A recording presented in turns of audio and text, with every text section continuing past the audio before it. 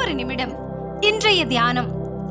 ரப்பரை பார்த்து பென்சில் சொன்னது, ஹலோ நண்பா, ஒவ்வொரு முறையும் நான் செய்யும் தவறுக்கு நீ என்னை சுத்தப்படுத்தி தூய்மையாக்கி விடுகிறாய்.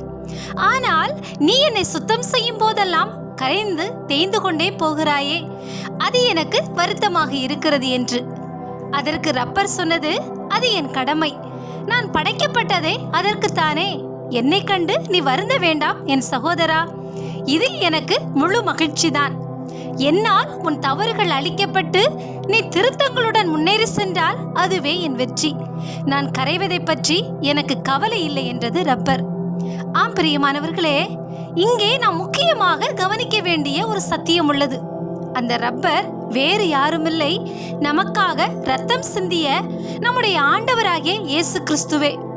ஆம் அன்பானவர்களே, நாம் ஒவ்வொரு முறையும் தவறுகிற போது நம்மை தம்முடைய இரத்தத்தாலே திருத்துபவர் இயேசு மட்டுமே என்பதை அறிந்து கொள்வோமா?